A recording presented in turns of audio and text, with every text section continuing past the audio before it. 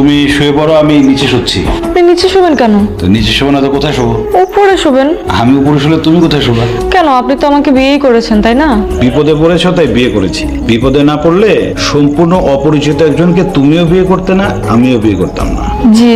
আর এখন যদি আমি সব পুরুষের মতো তোমার উপরে ঝাঁপিয়ে পড়ি, তাহলে অন্য পুরুষ আর আমার মধ্যে পার্থক্য হলো কি? বিয়ে করেছি, একসাথে থাকছি, যদি কখনো তুমি মন থেকে আমাকে ভালোবাসতে পারো, তখন না হয় আমাদের সংসারটা শুরু হবে। যে মানুষটা আমাকে এত বড় বিপদ থেকে উদ্ধার করছে, আমি তো সাথে সাথেই তখন তাকে স্বামী হিসেবে মেনে নিয়েছি।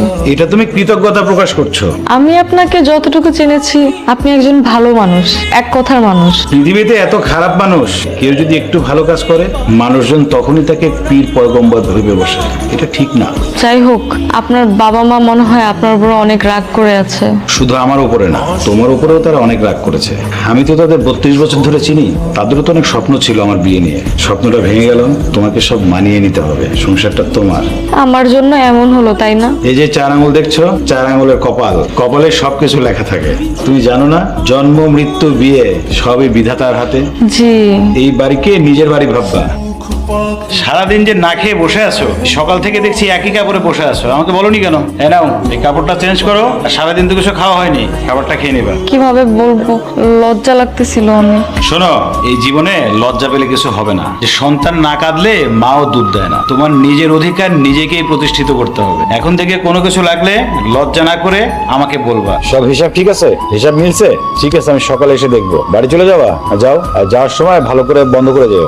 নতুন বিয়ে করে ঘরের বাইরে কেন বসে আছো ভাইয়া? কেন, এমন কোনো নিয়ম আছে যে বিয়ে করে বাইরে থাকা যাবে না? না মানে জানতে চাচ্ছিলাম, তুমি কি সত্যি বিয়ে করছো নাকি অভিনয় করতেছো? একবার বলছি না কি হয়েছে?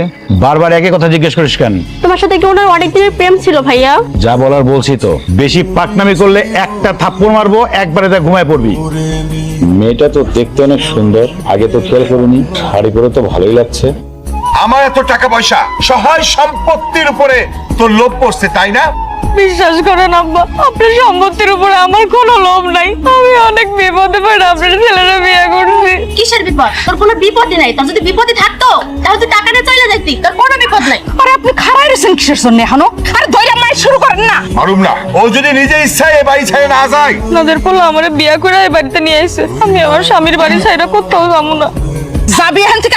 তোরে আমি 2 লক্ষ টাকা দিতাছি, টাকাটা নিয়ে চলে যাবি। এই টাকা কেন দিতাছি জানোস? তুই এই বাড়ি থেকে যাওয়ানোর পর আমার পোলা যদি কোনোদিন তোর লগে যোগাযোগ করে, কইবি যে তুই নিজের ইচ্ছায় এই বাড়ি ছেড়ে চলে গেছস। খবরদার, আমরা যে তারায় দিছি এই কথা কইতে পারবি না। কবি আমার পোলার লগে তুই সংসার করবি না। যাবি তাই।